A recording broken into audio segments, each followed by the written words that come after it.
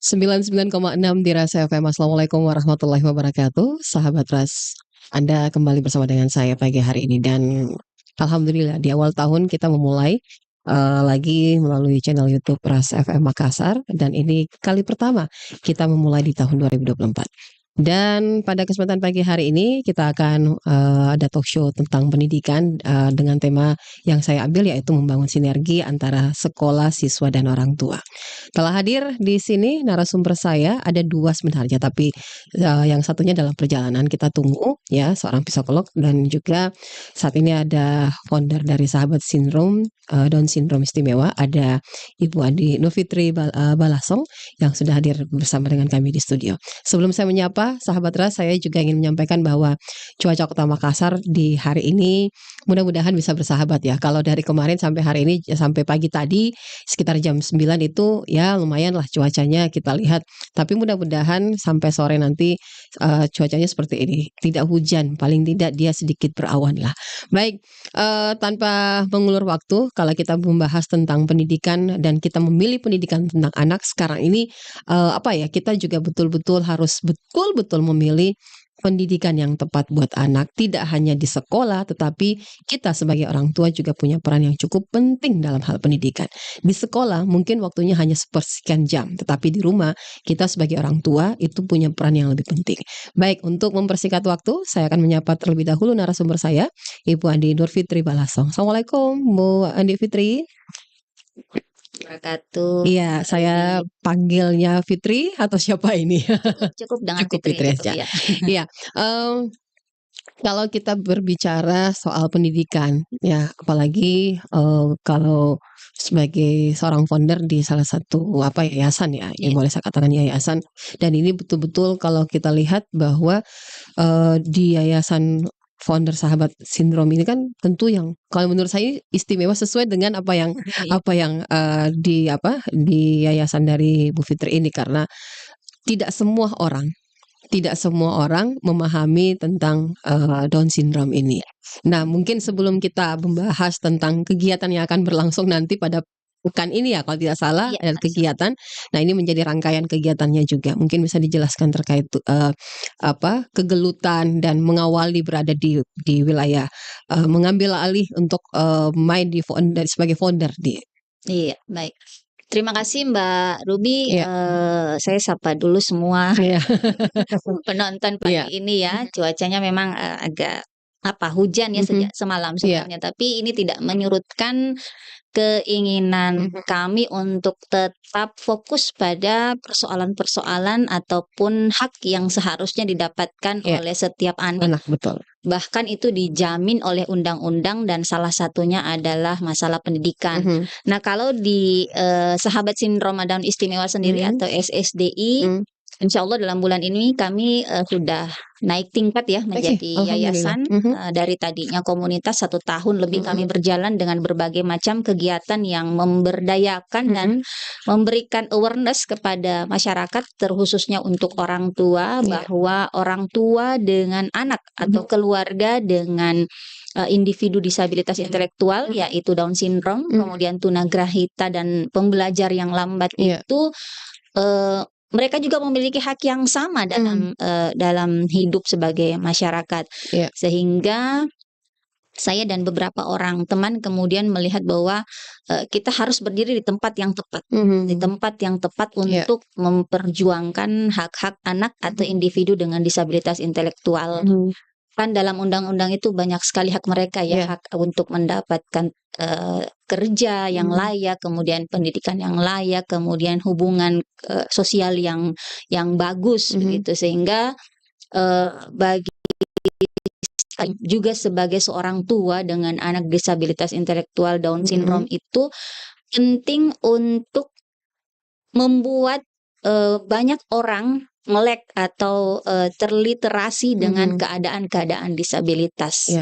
Sehingga awal tahun ini ya kami mencoba untuk terus berjalan dengan berbagai kegiatan tentunya, dan mungkin nanti akan banyak kita beberkan apa nanti kegiatan kami di hari Sabtu yang kami kolaborasi dengan Bermakna Psychological Center gitu, Mbak. Iya, saya tertarik dengan apa yang disampaikan oleh Ibu Fitri terkait dengan disabilitas intelektual ini, karena memang tidak semua ya, seperti yang saya katakan tadi di awal bahwa tidak semua orang memahami, dan ketika mereka memiliki anak Down syndrome itu merasa bahwa malah petaka. Maaf saja karena bukan saya katakan seperti itu, tapi memang kita lihat banyak orang tua yang mengabaikan ketika anaknya mereka tidak menerima secara mental, sulit untuk menerima. Nah, ini mungkin juga yang saat ini sampai hari ini dibangun oleh Bu Fitri bersama rekan-rekan di yayasan itu. Ya, betul sekali. Ini bukan penglihatan yang kasat mata, ini data dan fakta. Saya sebagai pendiri itu menyaksikan langsung, merasakan langsung, turun tangan langsung untuk melihat bagaimana keluarga dengan anggota keluarga yang memiliki disabilitas intelektual itu cenderung sudah ada rasa pasrah, cenderung sudah ada sikap pasrah atau fatalis karena berpikir bahwa anak kami sudah tidak bisa diapa-apakan. Keluarga kami sudah tinggal di rumah aja, jadi tukang parkir saja. Betul. Jadi kalau kita lihat misalnya anak Down syndrome atau disabilitas intelektual yang jadi tukang parkir di mana-mana itu mungkin saya melihat mungkin adalah pembiaran dalam artian mungkin ada andil keluarga atau andil orang terdekat menjadikan orang tersebut demikian gitu, sehingga tapi kita juga tidak bisa menyalahkan keluarga karena ada persoalan sosial, ada persoalan intervensi dari negara, dalam hal ini pemerintah daerah, menjadikan individu tersebut demikian gitu, sehingga memang kolaborasi kerjasama berbagai pihak itu diperlukan gitu. Nah, kan ini sebenarnya menjadi masalah ketika negara dalam artian intervensi pemerintah daerah itu tidak mengerucut ke arah hal tersebut. Kita mungkin melihat pembangunan itu menjadi masif di mana-mana dari sisi infrastruktur, tapi pembangunan itu tidak selalu persoalan infrastruktur. Pembangunan itu kalau saya misalnya melihat bahwa kota itu dibangun oleh manusia, sehingga yang perlu sangat diberikan intervensi yang besar bukan kepada bagaimana infrastruktur ini dibangun terus, tapi menyiapkan sumber daya manusianya apapun keadaannya, termasuk kalau mereka keadaannya sebagai disabilitas intelektual. Jadi bagi saya penting untuk melihat celah-celah ini di mana kita sebagai masyarakat kota itu membangun semua hal menjadi yang seharusnya gitu. Jadi no one left behind, tidak ada yang tertinggal. Nah kan kalau kita masih melihat anak-anak dengan disabilitas yang tidak bisa sekolah, di sekolah kemudian tidak bisa apa-apa, itu kan artinya masih banyak yang tertinggal ya.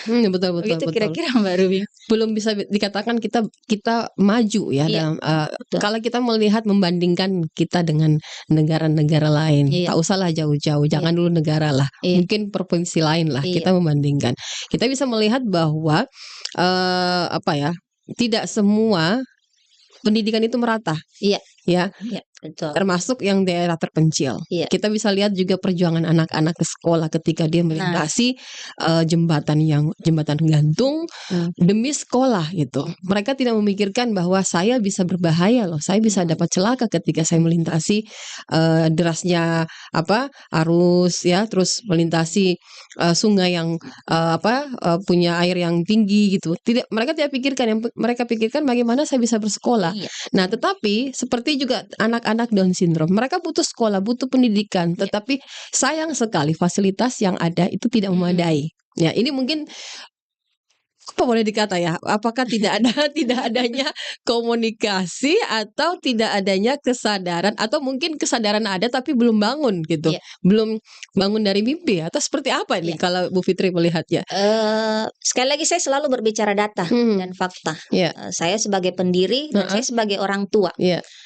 Mbak Ruby, ketika anak saya akan masuk sekolah dasar itu ditolak 2 kali oleh sekolah. Ada penolakan ya? Ada penolakan dengan alasan bahwa pihak sekolah tidak pernah menghadapi kasus yang demikian, gitu ya. sebagai seorang warga negara yang bayar pajak, Sadar bahwa Iya. kita bayar pajak loh. saya bayar pajak, saya Iya. harus mendapatkan hak saya saya ya. yang tidak ugal-ugalan di Heeh, jalan iya. misalnya, saya akan bertanya Mhm. gitu. Negara hadir tidak pada saat itu? Oke. Pemerintah hadir tidak pada saat saya sebagai warga negaranya itu mengalami hal-hal yang sebenarnya saya harus dapat? Iya. Karena pendidikan ini kan hak yang wajib ya untuk didapatkan apapun keadaan Iya. orangnya gitu. Nah, ini pengalaman pahit saya dan nampaknya saya melihat pengalaman ini harus menjadi pembelajaran. Oke. Iya, bahwa anak dengan disabilitas intelektual itu tidak melulu harus dikirim ke sekolah luar biasa misalnya ya. Karena kalau pakai sistem zonasi yang keluarga dengan yang tidak memiliki arah yang cukup akses atau dekat dengan SLB misalnya akan kemana? Iya. Apakah mereka akan ditolak terus-menerus ketika anaknya didaftarkan di sekolah gitu. Nah, ini kan yang menjadi persoalan. Sekarang memang digalakkan sekolah inklusi. Nah, maka dari itu berdasarkan pengalaman, berdasarkan apa yang menjadi seharusnya kita lakukan sekarang ini, kami mencoba berangkat dari hal tersebut untuk mengemas acara yang di hari Sabtu nanti. Pengalaman itu kemudian membawa saya menjadi bermimpi ya. Saya tidak tahu ini masih mimpi sebenarnya Mbak Ruby karena saya itu melihat sekolah-sekolah itu, misalnya saya sebagai orang tua melakukan observasi yang mungkin tidak formal ya, bahwa sekolah itu belum terlalu respon terhadap anak dengan disabilitas intelektual. Iya. Jadi satu tadi penolakan, yang kedua oke lah, boleh mereka disekolahkan dimanapun sekarang. Tetapi apakah satu, mereka mendapatkan perlakuan yang baik di sekolah? Yang kedua, apakah mereka betul-betul mendapatkan pembelajaran yang betul sesuai dengan kebutuhannya? Iya. Kan sekarang tidak bisa sekolah atau pendidik itu melihat dari arah kebutuhannya pendidik, tapi kebutuhannya peserta didik yang mau diatur, yang mau direspon gitu. Nah, sekarang kemudian selanjutnya adalah apakah sekolah itu betul-betul sudah inklusi? Masyarakat dalam sekolah itu apakah betul-betul sudah terbuka gitu menerima? Turun saja misalnya dari kendaraan atau ketika diantar orang tuanya, apakah tidak ada pandangan stigma negatif ketika anak itu masuk sekolah Pasti dengan ada. Iya. Nah, itu kan semua yang menjadi pekerjaan besar atau PR besar dari kita gitu kan. Katakanlah anak dengan disabilitas intelektual, kan mereka akan ada masalah perilaku ya. Ketika masuk sekolah, kemudian dengan anak-anak tipikal atau anak-anak reguler lainnya, atau nggak usah dengan sesama murid, guru saja dulu yang memang merupakan komponen utama dari sekolah. Mereka tidak punya pandangan miris ya terhadap peserta didiknya yang punya Down syndrome. Kan kata-kata, aduh ini sudah tidak bisa diapa-apain anak. Itu kan sudah mulai dari stigma. Betul. Bahwa pendidik sendiri sudah menyerah betul. gitu ya. Tidak ada kemauan ya. Iya, betul. Nah, ini karena mungkin belum masuknya nilai-nilai inklusi secara full ke dalam sekolah gitu. Tapi kita tetap mengapresiasi lah pemerintah daerah yang betul-betul berusaha menjadikan sekolah negeri itu menjadi sekolah-sekolah inklusi di kota Makassar ini khususnya Mbak Ruby. Iya, stigma yang notabene ini di mana-mana ya. Saya menggarisbawahi tadi menulis besar bahwa stigma itu tidak hanya terjadi di ranah publik, tapi seperti sekolah itu menjadi salah satu stigma. Tadi juga sempat dikatakan oleh Ibu Fitri bahwa kebutuhan peserta didik sebenarnya lebih dominan yang harus dipikirkan oleh bagi para pendidik. Tetapi kalau saya melihat ya, saya juga sebagai orang tua melihat bahwa menempatkan posisi saja bahwa terkadang lebih justru bukan peserta pendidik yang lebih dominan, justru malah pendidik yang lebih dominan dalam hal ini lebih memikirkan dirinya dulu dibanding memikirkan anak-anak atau peserta didiknya. Apalagi kalau kita lihat sekarang ini kan kurikulum Merdeka Belajar ya kalau tidak salah. Jadi itu sistem yang menurut saya cukup bagus karena melihat kemana kemampuan Iya. anak-anak dan mengajarkan guru-guru untuk memulai Iya. yang mereka tidak pernah lakukan. Iya. Ini menjadi satu pelajaran sebenarnya yang peserta didik ataupun para pendidik di tahun ajaran ini itu memang perlu belajar, perlu banyak belajar. Termasuk anak-anak Down syndrome sendiri yang Iya, mereka betul, hadapi. betul. Di memang sampai sejauh ini ya, kalaupun ada anak-anak Down syndrome ataupun juga disabilitas itu mereka langsung diarahkan sekolah SLB. Iya, iya. Padahal mereka punya apa ya, punya tempat juga dan ruang di sekolah yang sama. Nah, ini sebenarnya apa ya, menurut saya ada terjadi ketimpangan. Iya. Tidak ada pemikir dalam hal ini, baik itu di pengamatkah mungkin yang harus ikut Iya, mengambil iya. peran di sini kalau menurut saya ya. Iya. Ini menarik, Mbak Ruby sebenarnya sudah masuk ke fokus yang sebenarnya menjadi PR besar. Kalau kita berbicara negara 2045 Iya. kita akan menghadapi Indonesia Emas, Betul. kemudian bonus demografi. Iya, betul. Pertanyaan terbesar kita adalah bagaimana bonus demografi itu kita bentuk? Bagaimana bisa dicapai? Bagaimana bisa dicapai? Kenapa? Ada hulunya. Iya, iya. Hulu ini di mana? Ya di pendidikan. Betul. Di pendidikan itu. Kalau hulu ini tidak beres, maka bagaimana kita akan mencapai Indonesia Emas, generasi emas gitu. Kalau kita tarik lagi ke persoalan disabilitas, lebih spesifik lagi ke disabilitas intelektual. Iya. Anak dengan disabilitas intelektual itu dipandang banyak orang masih melakukan stigma, mereka nggak bisa apa-apa. Tapi ingat bahwa beberapa informasi menyebutkan bahwa mereka sebenarnya mampu di bidangnya, gitu. Menjadi atlet internasional. Betul. Ya. Bahkan di beberapa provinsi saya lihat di Indonesia itu sudah ada laporan bahwa mereka bisa sampai ke universitas gitu. Dan sebenarnya titiknya di mana?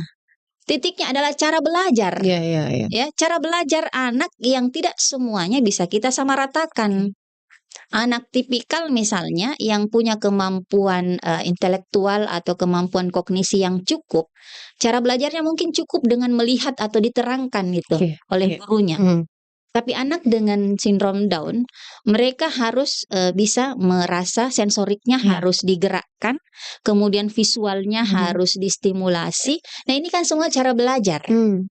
Persoalannya pendidikan kita sudah mengarah kepada memberikan akomodasi yang layak dalam bentuk guru atau pendidik mengetahui cara belajar peserta murid kita, itu peserta didik kita. Ketika anak A yang dengan disabilitas intelektual mau masuk ke sekolah, sekolah melakukan asesmen atau tidak? Nah, itu jarang terjadi sebenarnya asesmen ya. Nah, itu dia. Ini yang akan kita terus angkat supaya menjadi mainstream ya. Supaya orang tua sadar bahwa anak saya itu bisa sekolah dimanapun, karena memang pendidik ataupun masyarakat sekolah itu sudah paham bahwa saya akan menerima peserta didik dengan disabilitas seperti ini, dan apa yang harusnya kami lakukan ketika berhadapan dengan peserta didik dengan disabilitas tertentu. Itu satu persoalan assessment. Yang kedua, apakah ketika setelah menjadi peserta didik, kurikulum yang mereka pelajari itu sudah spesifik kepada kebutuhan mereka? Kan tidak. Katakanlah A dengan disabilitas, kemudian B yang non disabilitas. Yang B dengan non disabilitas itu bisa belajar, Mbak Ruby. 10, 100 dan sebagainya. Tapi apakah anak dengan disabilitas intelektual ini harus belajar 10, 100, 1000 dan sebagainya? Kan tidak. Tidak, ya, beda-beda. Iya, caranya kan tidak. Kan itu yang dituntut dari seorang pendidik atau masyarakat pendidikan dalam satu sekolah. Bukan membiarkan mereka masuk sekolah, kemudian tidak ditindaki, suruh jemput gitu, atau jemput bagi anak karena sudah selesai gitu ya. Tidak begitu. Tapi harus ada pendekatan yang sekarang diakomodir di dalam sistem pendidikan kita itu adalah program pembelajaran individual. Kenapa? Karena setiap anak itu unik. Iya, betul. Setiap anak itu Saya unik. percaya itu. Setiap anak itu unik dan modal mereka itu berbeda-beda. Punya kemampuan berbeda-beda juga. Kemampuan berbeda-beda. Nah, kenapa orang ketika menjadi guru harus banyak belajar, dan guru yang baik menurut saya adalah guru yang pembelajar gitu. Kalau guru sudah tidak mau menghadapi anak dengan disabilitas, itu bagi saya bukan guru yang baik menurut saya ya. Betul Itu betul. agak susah saya Iya, menggambarkan. menerima Betul. gitu keadaan ini karena sekali lagi ketimpangan akan terus terjadi ketika hal-hal kecil di hulu ini tidak kita Betul, bereskan. iya. Itu penting, makanya catatan kami adalah bulan 7 mungkin akan sudah mulai tahun ajaran baru. Ajaran baru. Sekarang orang tua sudah mulai cari informasi. Anak saya ini akan sekolah di mana atau sekolah mana yang menerima anak saya. Kan begitu sekarang suasananya ya. Betul. Kalau dulu Kak Ruby, kita kalau mau sekolah gampang ya.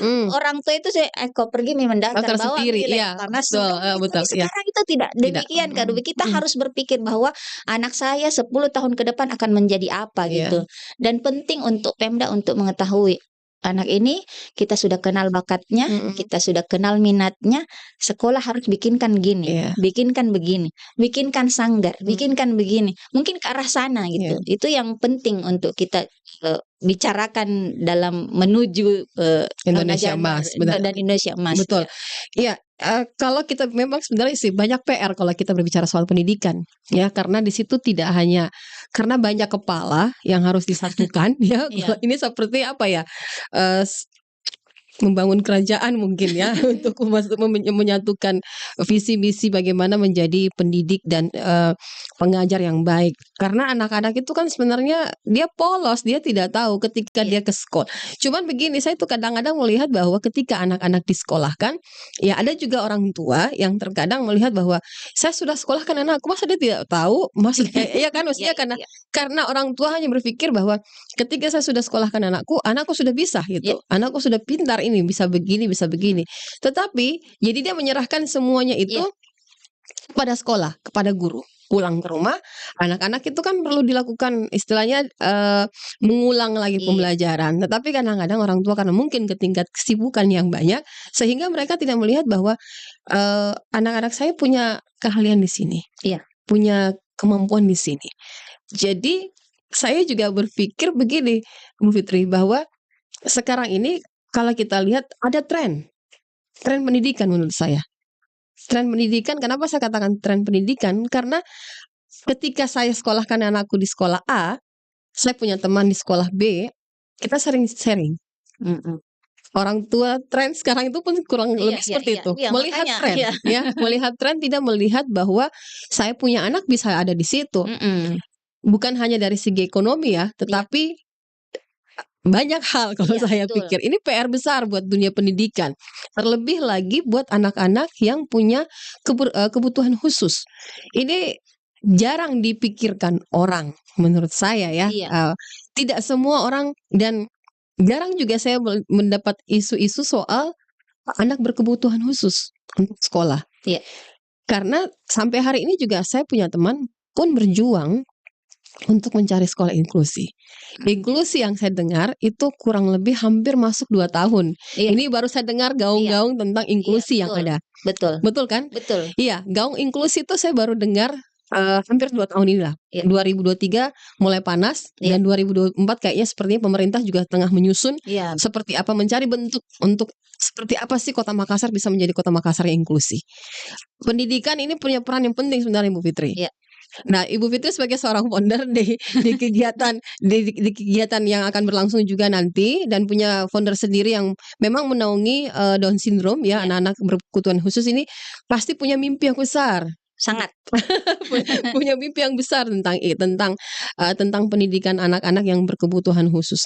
Kalau dari kacamata Bu Fitri, saya juga mau tahu ini sebenarnya melihat dunia pendidikan dengan keterbatasan anak-anak yang punya berkebutuhan khusus itu kan ruangnya sempit.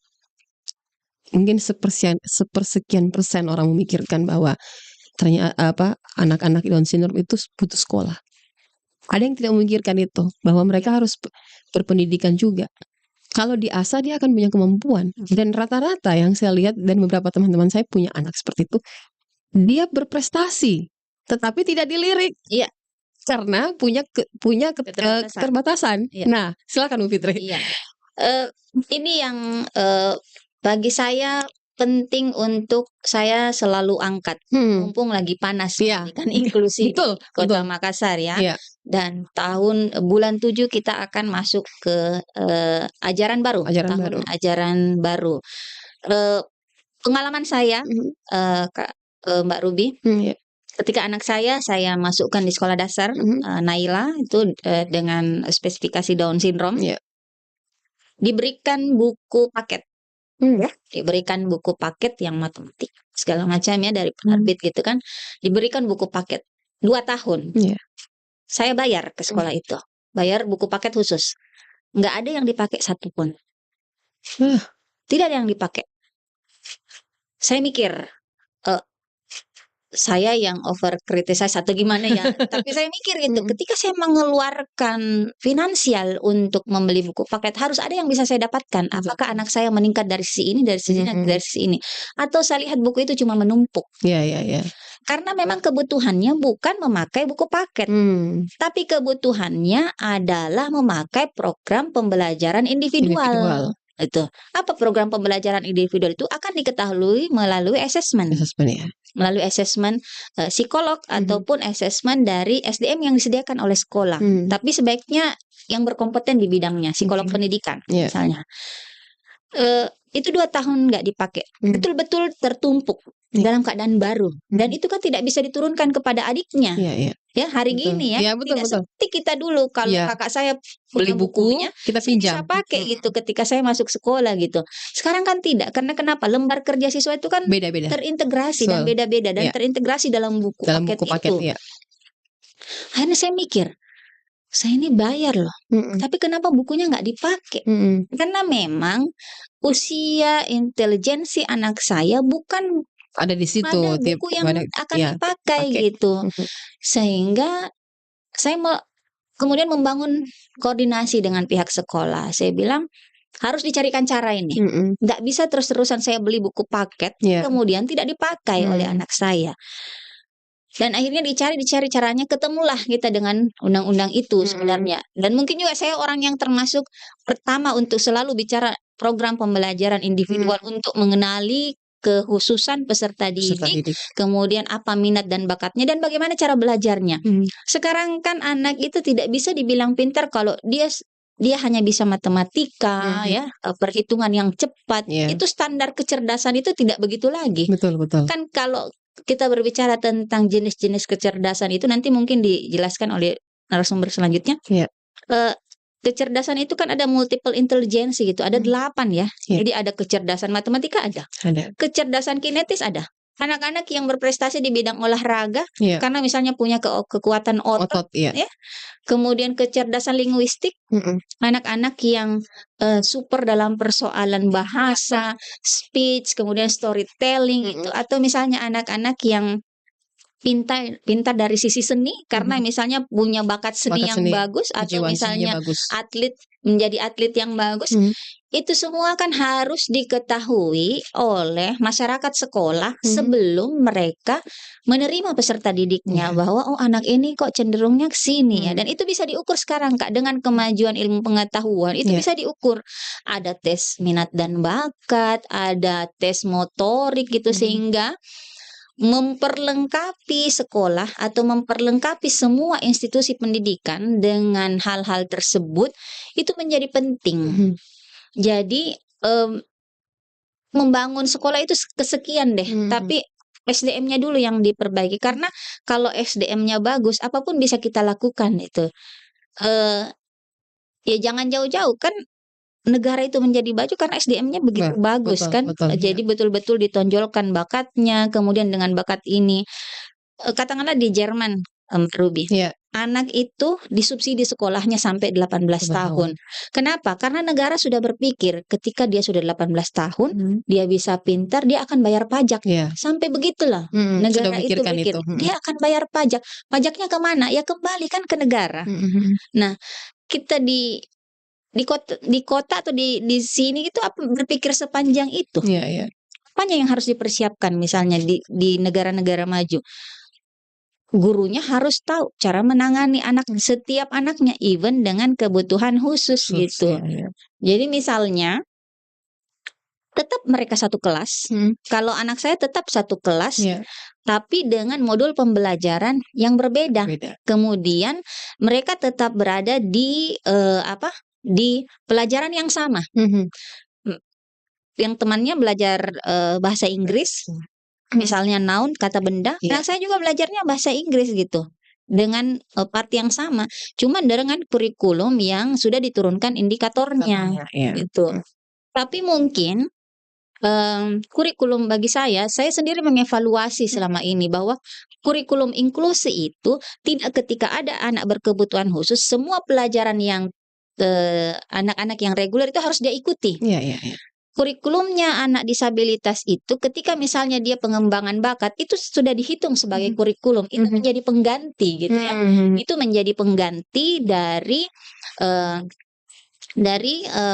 pembelajaran yang dia tidak ikuti karena misalnya perbedaan karena non disabilitas. Begitu Mbak Ruby. Jadi tidak melulu bahwa anak itu harus sama dengan temannya gitu. Tapi memang ketika dia mengikuti kalau katakanlah seperti anak saya, ketika dia ikut tata rias, itu sudah masuk ke dalam kurikulum. Jangan lagi dia dipaksakan misalnya untuk mengikuti pelajaran yang lainnya yang dia tinggalkan pada saat dia mata pelajaran itu.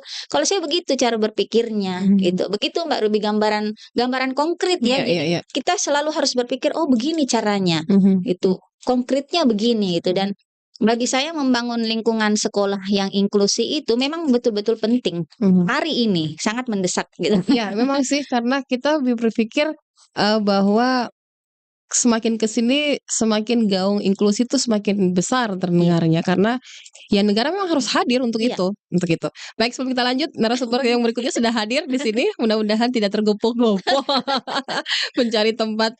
Sebelumnya saya menyapa ada Ibu Ananda Syafira MSI, seorang psikolog. Ini juga salah satu founder bermakna ya. Betul. Founder bermakna di call center dan psikolog pendidikan ya. Iya. Baik, mungkin bisa dijelaskan terlebih dahulu ini terkait dengan kesibukan dan keaktifan dari founder bermakna sendiri. Oke, baik.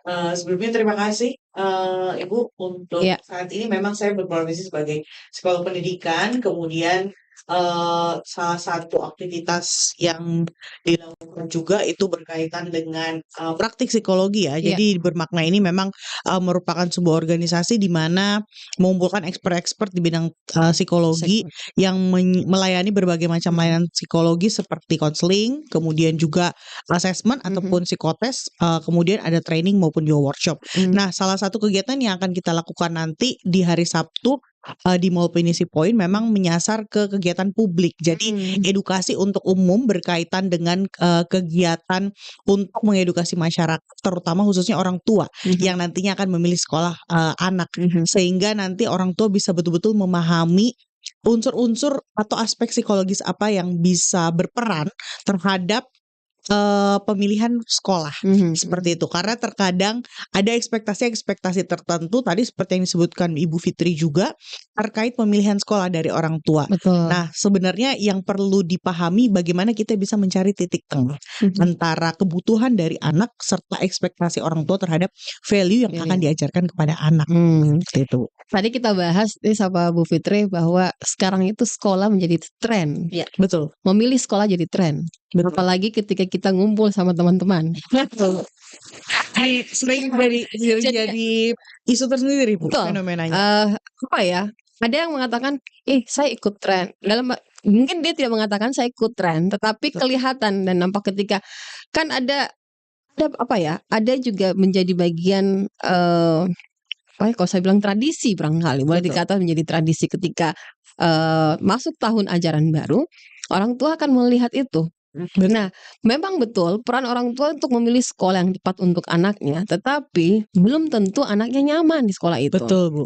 Nah, itu yang menjadi PR juga buat kita semua ini, buat dia pendengar yang juga nonton kita di channel YouTube, bahwa ini menjadi PR bahwa ketika kita memilihkan sekolah untuk anak, belum tentu anak itu nyaman. Betul. Tetapi orang tua memilih bahwa ketika saya sekolahkan itu saya nyaman karena semua fasilitas sudah ada dalam biarpun mereka mengeluarkan duit yang banyak. Betul. Nah, Bagaimana pandangan dari sudut seorang psikolog ini melihat? Silahkan Bu Ananda. Jadi memang yang jadi fenomena ya, yang saat ini juga saya sebagai psikolog mengamati terkadang dalam pemilihan sekolah itu memang ada bias-bias tertentu yang muncul dari sisi orang tua. Misalnya bias berkaitan dengan bahwa sekolah tersebut baik untuk anak karena memang misalnya memiliki fasilitas yang sesuai dengan ekspektasi orang tua, atau bahkan mungkin karena ada anggota keluarga atau teman kerabat yang sudah bersekolah di sana. Nah, ini yang kadang menjadi luput. Apa sih sebetulnya kebutuhan anak yang perlu kita kenali gitu ya dari ketika memilih sekolah. Nah, tadi kalau yang dibahas Bu Fitri, bagaimana sekarang kebutuhan untuk mengenal pendidikan inklusi, apakah sekolah ini bisa menyesuaikan. Nah, sekarang secara umum untuk anak-anak yang reguler atau tidak memiliki kebutuhan khusus tertentu, kita perlu melihat sebetulnya value apa sih yang ada pada diri anak sehingga ketika kita milih sekolah ini memang sesuai dengan value anak. Nah, mungkin kalau di jenjang pendidikan usia dini atau TK dan juga SD, hal tersebut belum menjadi terlalu masalah karena peran anak dalam bersuara atau mengungkapkan pendapatnya belum terlalu besar. Namun ketika menginjak jenjang SMP dan SMA, di mana anak sudah bisa mencari informasi sendiri ya. Yang kita tahu sekarang anak-anak SD pun sudah bisa mencari informasi sendiri melalui media sosial dan juga internet. Sehingga kemampuan itu jika tidak diiringi dengan kapasitas orang tua untuk bisa mendengarkan, nah ini akan menjadi miskomunikasi juga nantinya, sehingga nanti dalam proses pendidikannya anak tidak jadi maksimal karena dia merasa bahwa ini bukan pilihan saya, sekolah atau lingkungan pendidikan ini seperti itu. Namun di sini penting juga peran orang tua untuk mengarahkan, karena mungkin apa yang diperoleh oleh anak terkait informasinya, misalnya dia ingin memilih satu sekolah karena ada teman yang sekolah di sana, atau mungkin karena ada efek media sosial yang melihat bahwa ternyata sekolah tersebut keren. Namun menurut penilaian orang tua, terkadang hal tersebut tidak sesuai dengan value-value yang ingin ditanamkan orang tua kepada anak. Nah, maka disinilah butuh adanya dialog. Ya, jadi memang untuk usia remaja dalam pemilihan sekolah itu penting sekali ada unsur dialog. Sementara mungkin untuk di usia TK dan SD, penting sekali anak terpapar terlebih dahulu dengan lingkungan sekolah tersebut. Makanya sekarang yang mungkin kita familiar ya, pemirsa, ada istilah di mana open house atau mungkin trial class. Nah, itu saya melihat saat ini banyak untuk TK mungkin ya, pendidikan anak usia dini. Jadi anak mencoba misalnya satu sesi atau 1 jam pelajaran untuk melihat bagaimana kecocokan anak dengan guru, dengan metode pembelajaran. Jadi ada proses simulasi. Nah, ini juga akan menjadi sangat bagus karena orang tua jadinya ketika ada fasilitas untuk mencoba open class atau open house atau trial class, ini bisa menjadi gambaran bagi orang tua. Jadi sekarang ada istilah yang namanya school shopping. Nah, school shopping. Jadi orang tua mungkin ketika dalam proses masa-masa menjelang PPDB atau saat ini sudah banyak juga sekolah yang sudah mulai masuk masa PPDB, terutama untuk swasta. Kalau negeri mungkin belum ya. Tapi untuk sekolah-sekolah swasta itu sudah banyak yang membuka PPDB. Sehingga di masa-masa ini sebenarnya masa-masa yang penting bagi orang tua untuk menentukan kira-kira apakah sebenarnya dengan karakteristik anak saya, apakah lebih cocok di sekolah swasta ataupun negeri. Seperti itu. Ya, sekolah swasta juga mulai menjamur. Betul. Kita lihat sekolah swasta cukup menjamur dengan memberikan fasilitas yang tidak kalah ya jor-joran lah kalau kita lihat ya. Sekolah swasta itu betul-betul. Nah, di satu sisi orang tua berharap bahwa kalau kita orang tua dulu ya, zaman orang tua dulu itu kita harus sekolah di sekolah negeri gitu. Sekolah swasta mahal gitu kan. Terus ketika nanti masuk kuliah atau apa, kan itu berdasarkan sekolahnya dari sekolah negeri tawa gitu kan. Lebih seperti menjanjikan ya Bu ya. Ada catatan tersendiri ketika kita sekolahnya di negeri, tidak pernah sekolah swasta, karena konsep, atau kalau saya melihat bahwa ketika kita sekolah di swasta dianggap kita kurang mampu bersaing. Kurang mampu bersaing. Dulu kan ada istilah NEM lah, ada panas lah, pokoknya macam-macam lah. Tapi zaman kesini kan kita lihat bahwa pendidikan itu sudah berbeda. Ada yang saya sebenarnya tadi sempat katakan sama Bu Fitri bahwa justru yang lebih banyak dominan sekarang itu lebih kepada tenaga pendidiknya sendiri. Betul, guru. Tenaga pendidik sebenarnya memang punya peran yang cukup penting. Betul. Tapi kalau yang saya lihat juga ini mereka kejar jam waktu, kejar jam mengajar, karena ada sesuatu yang dikejar. Ini menurut saya karena adanya itulah mereka mengejar untuk tidak adanya kekosongan di dalam sistem mereka mengajar, sehingga ada hal-hal yang terlewatkan oleh guru-guru. Komunikasi yang kurang terbangun menurut saya. Tidak ada komunikasi dua arah yang terbangun, dan kalau kita lihat kasus-kasus di tengah keramaian sekarang ini kan, kasus-kasus pendidikan paling banyak. Betul. Kasus kekerasan di tingkat pendidikan itu semakin banyak. Nah, ini menjadi PR buat kita semua bagi orang-orang yang suka berbicara soal pendidikan. Menjadi PR buat kita bahwa kita harus betul-betul cari sekolah yang betul-betul bukan hanya nyaman kita sebagai orang tua menyekolahkan anak, tetapi bagaimana anak kita nyaman ketika kita tinggalkan. Betul. Tapi tidak terfikirkan oleh orang tua. Ya. Mereka yang memikirkan ketika saya sudah sekolahkan anak saya, ya sudahlah, saya bisa mengeluarkan banyak uang di situ, dia sekolah, menurut saya nyaman, saya pulang atau saya apalah, nanti saya tinggal melihat lagi melihat bagaimana perkembangannya. Tetapi tidak dipikirkan. Kalau saya sih orang tua kurang memikirkan bagaimana nantinya, karena komunikasi yang tidak terbangun. Ada pesaing-pesaing juga di sekolah-sekolah. Itu kan terjadi sampai hari ini. Ya. Silahkan, Mbak. Iya, jadi memang yang seringkali menjadi tantangan adalah bagaimana kolaborasi ya. Jadi kolaborasi antara unsur sekolah atau pendidikan dibanding dengan orang tua ini kadang tidak terbangun dengan lancar. Ya. Nah, sehingga makanya kenapa seringkali terjadi adanya mismatch ya, ketidakcocokan dengan apa yang value yang diajarkan oleh sekolah serta orang tua. Nah, makanya kenapa di sini yang tadi seperti dikatakan dialog. Jadi dalam proses penjajakan ketika orang tua akan memilih sekolah, sebetulnya orang tua tidak hanya orang tua yang memilih. Mungkin lain cerita jika di negeri, sekolah negeri. Artinya sekolah negeri dalam tanda kutip tidak bisa memilih siswanya. Sementara jika di sekolah-sekolah swasta mereka punya privilege untuk memilih siapa siswa yang diterima. Apalagi jika sekolah tersebut melakukan yang namanya sistem seleksi. Mungkin kalau untuk sekolah-sekolah baru yang memang masih fokus mencari siswa, akhirnya harus menerima berbagai seluruh siswanya. Namun atau seluruh pendaftar. Namun pada sekolah-sekolah yang memang misalnya sudah memiliki nama atau sudah cukup banyak peminat, terkadang di sini sekolah juga bisa melakukan penjajakan dengan siswa dan orang tua seperti itu. Nah, jadi makanya kenapa penting sekali di masa-masa saat ini ketika menjelang PPDB untuk sekolah negeri dan juga PPDB untuk sekolah-sekolah swasta untuk melihat sebetulnya dari sisi sekolah apa saja hal-hal yang perlu dipertimbangkan ketika dalam proses PPDB tersebut.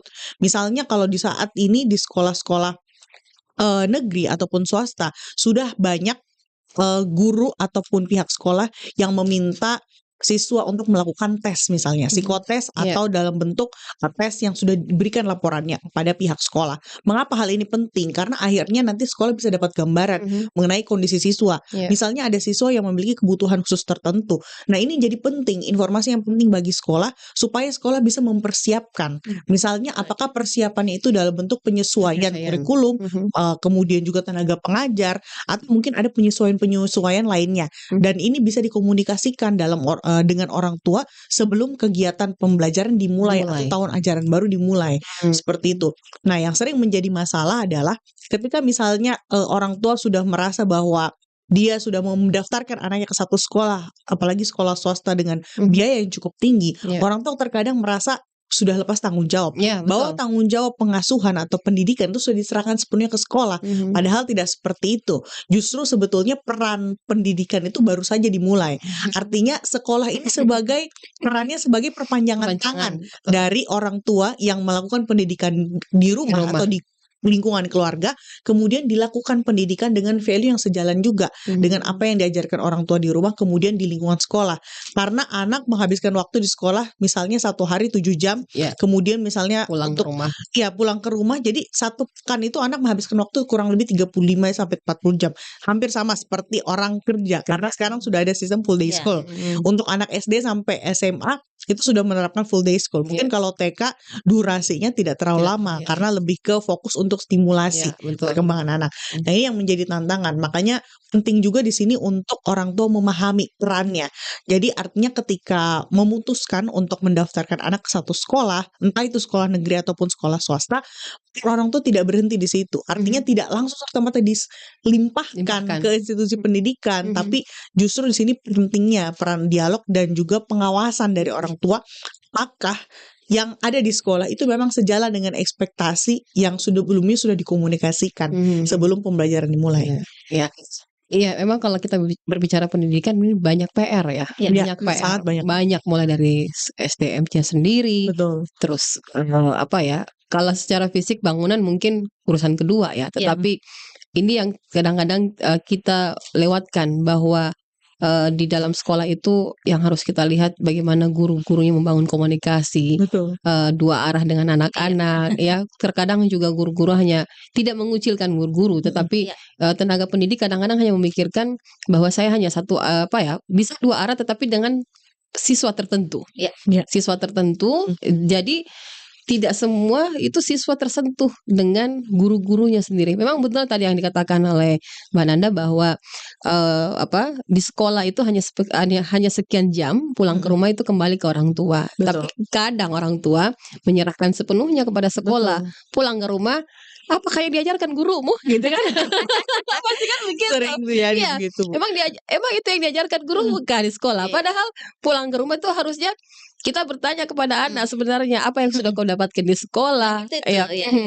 Apa yang tapi tidak terbangun komunikasi itu, apalagi kalau orang tua sudah sibuk. Sudah minta jadi persoalan gitu. Nah, ini terkait dengan rencana kegiatan yang akan berlangsung di hari Sabtu. Kalau saya boleh tahu perjodohan antara Bu Fitri dan Mbak Nanda nih bagaimana ini Bapak untuk mengadakan kegiatan itu? Iya, jadi sebetulnya memang saya juga sudah mengenal Bu Fitri dari tahun lalu ya, karena waktu itu sempat membantu juga gitu dalam penanganan putri dari Bu Fitri. Jadi memang dalam prosesnya kenapa akhirnya kami berkolaborasi karena Bu Fitri dengan misinya mengembangkan sahabat sindroma Down istimewa ini memang sejalan ya dengan apa yang kami dari Bermakna Psychological Center juga percaya gitu bahwa setiap orang terlepas dari berbagai macam latar belakangnya itu berhak memiliki memenuhi kebutuhan pendidikannya untuk mengembangkan diri. Nah, konteksnya di sini karena Bu Fitri berasal dari latar belakang yang memiliki pemahaman yang kuat terkait bagaimana menangani anak-anak dengan kebutuhan khusus, kemudian terkait isu-isu inklusivitas. Nah, jadi makanya kami juga melihat bahwa semakin ke sini nantinya sekolah-sekolah itu juga akan mengarah ke arah sekolah inklusif gitu. Jadi, sekolah inklusif ini bukan hanya berarti harus atau perlu sekedar menerima anak dengan kebutuhan khusus atau dengan disabilitas tertentu, tetapi bagaimana sekolah ini bisa mengakomodir. Nah, saat ini kan juga sebenarnya kurikulum Merdeka ya dengan tagline Merdeka Belajar itu mencoba untuk mengakomodir hal itu.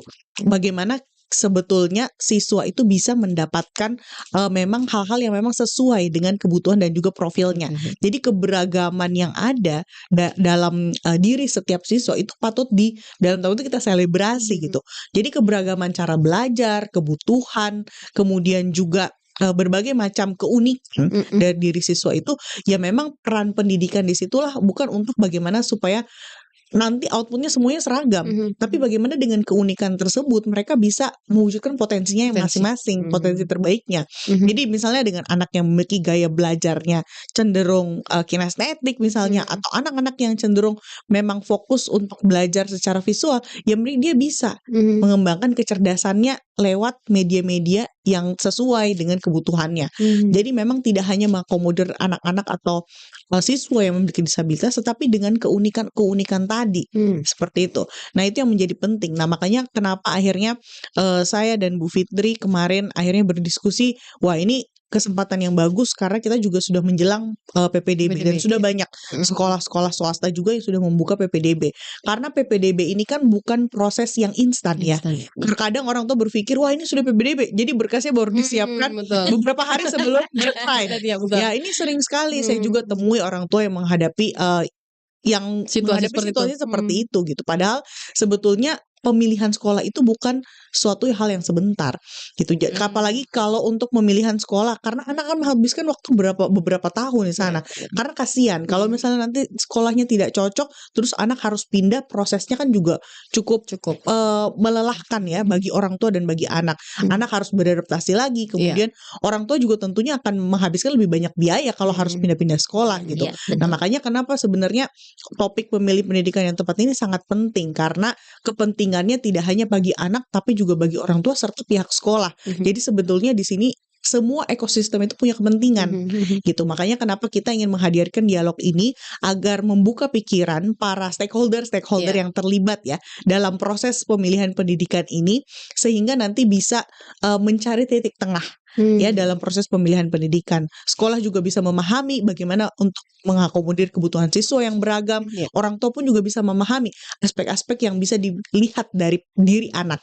Kemudian dari sisi siswa ya juga jadi akhirnya bisa melihat, oh ternyata kalau pilih sekolah itu tidak hanya lihat bahwa ternyata teman saya sekolah di sana, tapi ada aspek-aspek lain yang perlu dipertimbangkan. Jadi semua aspek mendapatkan sudut pandang bahwa bagaimana sebetulnya dalam proses pemilihan pendidikan itu bukan hanya sekedar cap-cip-cip kembang kuncup gitu ya, tapi benar-benar ada proses analisa di situ. Jadi ada proses yang hati-hati, ada riset yang mendalam seperti itu. Iya memang sih kalau milih sekolah itu kan kadang-kadang tiba masa tiba akal, apalagi kalau sudah jalur sonasi kan. Tidak ada sonasinya di situ. Kemana lagi ini anak-anak kalau disekolahkan? Nah, saya temukan hal itu ke beberapa teman saya ketika anaknya tidak lulus ke sini, dia numpangkan sekolah dulu beberapa tahun ya. Setahun nanti setelah sudah bisa dapat ini pindah lagi dia. Saya bilang kok ini buang-buang biaya, dia bilang. Tenaga. Betul, saya sempat menemani dia anaknya untuk sekolah. Karena dia bingung sendiri, saya bilang, yang mau sekolah siapakah? Saya bilang begitu, yang mau sekolah siapa ini anak, tapi kau juga jangan memilih maumu saja, yang harus kau ajak anak mau sekolah.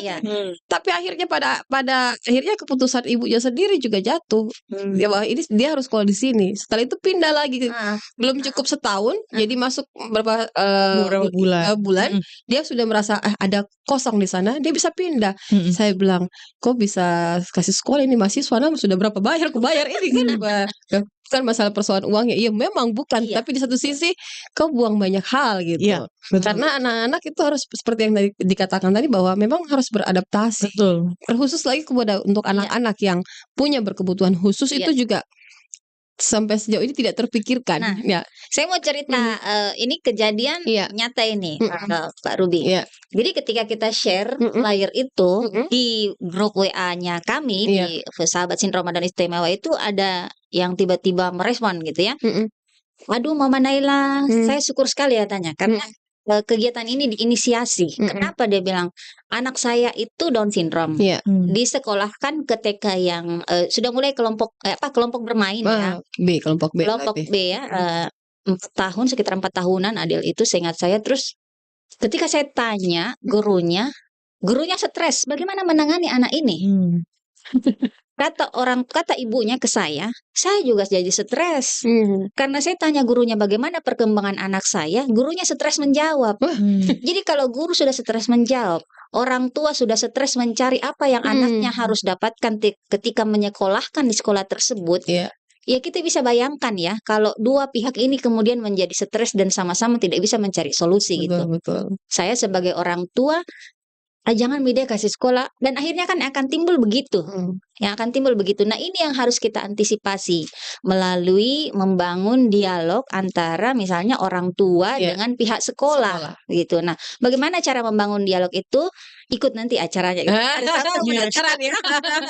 Tapi kan ini menjadi kenyataan yang seharusnya terbaca oleh kita semua, bahwa ketika kita menyekolahkan anak kita tidak lantas menyerahkan bertanya gimana perkembangannya anak saya, sudah bisa apa anak saya.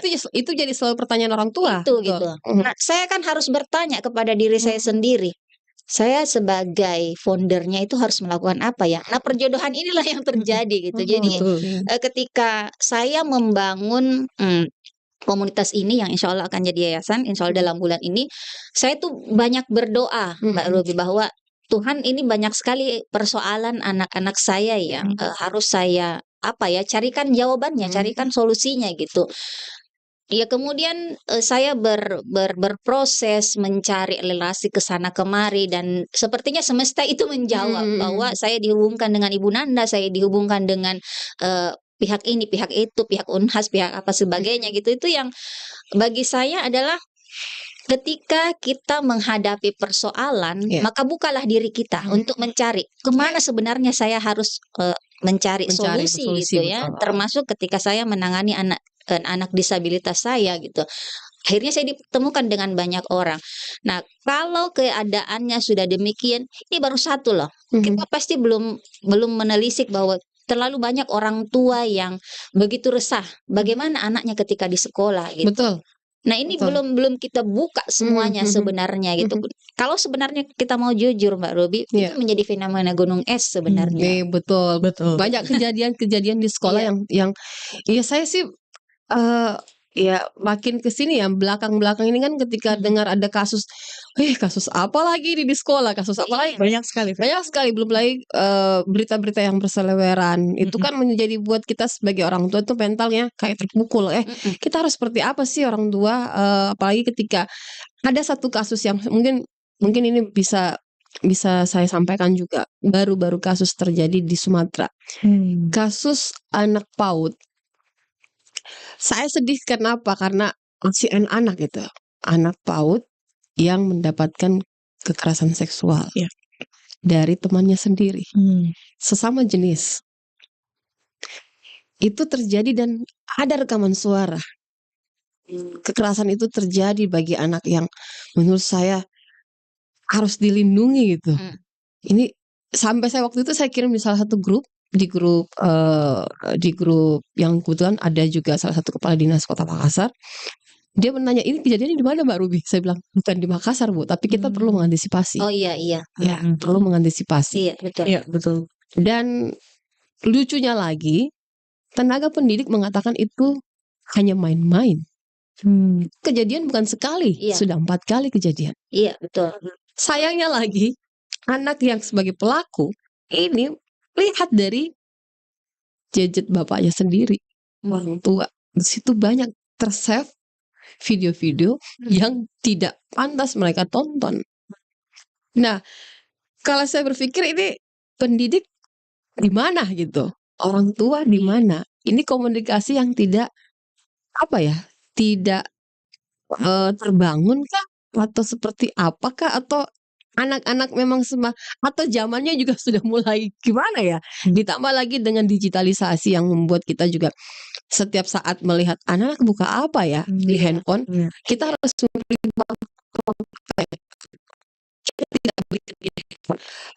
Salah juga. tidak membatasi, tidak salah sebenarnya, tetapi apa ya?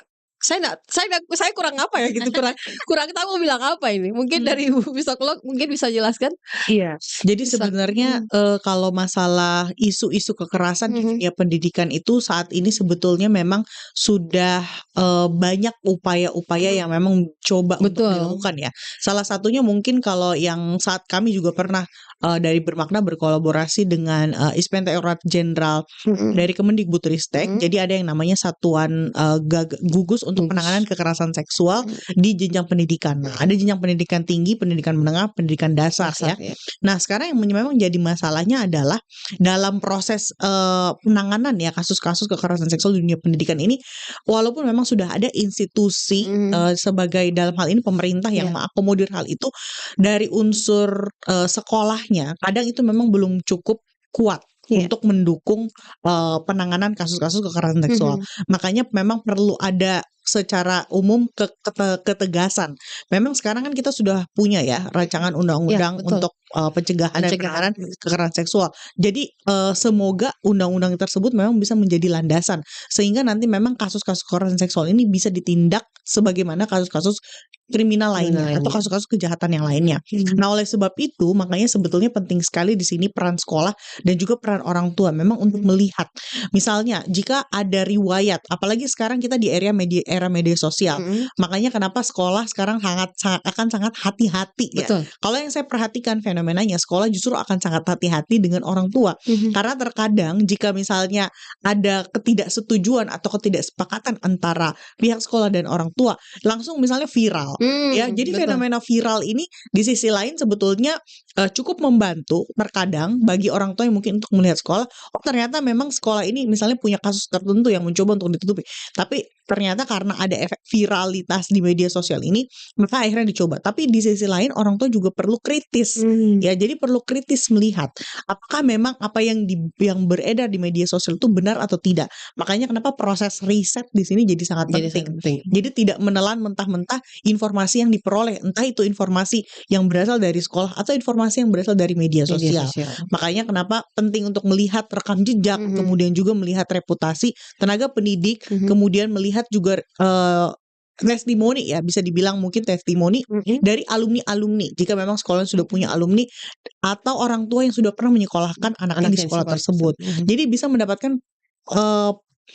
mendapatkan informasi yang menyeluruh seperti itu. Nah, terkadang yang terjadi dalam proses pemilihan pendidikan, orang tua itu mendapatkan informasi satu arah. Oh iya, misalnya saudara saya, teman saya anaknya kebetulan sekolah di situ, katanya bagus. Nah, itu kan katanya, apakah cocok misalnya dengan anaknya ibu. Terus misal, oh iya itu katanya sekolahnya viral karena ada kasus ini. Apakah betul sudah lihat bagaimana penanganan sekolahnya? Apakah memang kalau memang sekolahnya memiliki penanganan yang tegas terhadap kasus kekerasan seksual, maka itu perlu menjadi pertimbangan bagi orang tua. Oh, berarti sekolah ini punya sikap gitu ya. Jadi kita bisa melihat bagaimana sikap-sikap sekolah terhadap kasus-kasus yang terjadi di lingkungan pendidikan. Misalnya kasus bullying, kasus kekerasan seksual, ya, dan juga kasus-kasus lainnya yang sekarang tuh cukup banyak terjadi. Betul. Ya. Jadi makanya kenapa penting sekali orang tua untuk mendapatkan informasi yang menyeluruh. Nah, nanti di hari Sabtu kita akan bahas sebetulnya informasi apa saja yang perlu dilihat dari sisi orang tua ketika mencari informasi tentang sekolah. Jadi jangan lihat cuma akreditasinya. Akreditasi memang penting misalnya, tapi lihat dari aspek-aspek lain gitu. Misalnya, oh iya sekolahnya misalnya udah punya kolam renang, tapi coba lihat dari aspek lainnya gitu. Kira-kira bagaimana pengalaman siswa di sana gitu. Makanya penting sekali di situ ketika dalam proses PPDB juga orang tua melakukan survei, ya. Jadi survei mungkin tidak hanya di masa-masa PPDB, karena dalam tanda kutip tuh kadang terjadi juga dalam masa PPDB sekolah mencoba untuk menampilkan citra terbaiknya, image terbaiknya. Betul. Ada tim juri ya. Betul. Jadi perlu justru melihat sekolah ketika tidak masa PPDB. Misalnya masa-masa sekarang ini justru saat yang tepat. Jadi bisa mungkin sekedar kunjungan gitu ya, dan melihat-lihat bagaimana lingkungan pendidikannya, bagaimana interaksi antara guru dan siswa di sana gitu. Jadi dari sisi itu mungkin orang tua tuh bisa mengobservasi gitu. Justru ketika kita datang ke sekolah dan mengatakan, "Iya, saya mau daftar." Nah, jadi nanti pihak sekolah akan mencoba untuk menunjukkan sisi terbaiknya. Gitu. Jadi tidak mendapatkan gambaran yang real terkait sekolah. Nah, justru ini menjadi masukan juga terhadap sekolah untuk selalu mengevaluasi dan berbenah. Artinya proses pendidikan itu perlu terus menyesuaikan dengan kebutuhan zaman. Karena terkadang yang menjadi masalah adalah ada beberapa pendidik atau bahkan pihak sekolah yang manajemen sekolah yang cukup angkuh, yang tidak mau melihat bagaimana kebutuhan perkembangan siswa di era saat ini, ya, Gen Z dan juga Gen Alpha. Nah, nanti kita akan bahas juga di hari Sabtu bagaimana sebetulnya untuk mengenal karakteristik dari anak-anak yang saat ini kita akan masuk dalam jenjang pendidikan gitu. Jadi itu yang sangat penting sih, Bu. Iya, baik. Menarik sekali. Saya juga jadi penasaran. Kita kan kalaupun Anda penasaran, yang nonton juga penasaran, boleh datang nanti di hari Sabtu. Di mana nih kegiatannya kalau bertahu? Di Mall Pinisi Point, di lantai 2 di Atrium Bira. Jadi samping pintu lobinya Hotel Derindra. Jadi di situ nanti kita akan mulai di pukul jam 2 siang ya. Nah, kebetulan memang ini karena berkolaborasi juga dengan Spring Festival dari Alfie Project. Jadi akan ada bazar-bazar makanan, bazar-bazar fashion juga. Jadi bisa seru-seruan mungkin di akhir pekan ya. Jadi bisa sekalian mungkin nanti malam mingguan orang tua dan keluarga gitu ya, sambil ajak anaknya juga untuk jalan-jalan ke mall dan sekalian juga mendapatkan informasi yang melengkap terkait pemilihan pendidikan gitu. Nah, kalau ada yang mau datang nih, itu gratis kah atau apa, biar sekalian yang datang tidak bertanya-tanya lagi gitu. Jadi untuk acara ini gratis, terbuka untuk umum. Untuk pendaftarannya bisa dicek di Instagramnya bermakna.center atau di Instagram ssdi_id. Untuk pendaftarannya itu nanti bisa lewat Google Form yang ada di informasinya di Instagram bermakna dan juga SSDI, atau nanti bisa datang langsung ke lokasi dan bisa langsung mengisi form pendaftaran di lokasi. Baik, kita berada di kita juga ada kids activity. Kita juga ada kids corner. Jadi buat orang tua yang membawa anak di atas usia 2 tahun ya. Jadi di atas usia 2 tahun ke atas itu bisa menitipkan anaknya di Kids Corner. Jadi orang tuanya sambil dengar seminar, anaknya bisa dititipkan di Kids Corner.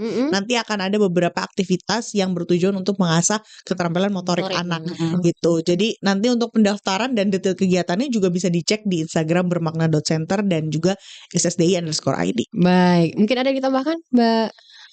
Kalau dari saya Mbak, mungkin begini, pentingnya talkshow itu untuk dihadiri. Kenapa? Kita kadang-kadang orang tua kan harus selektif ya. Betul.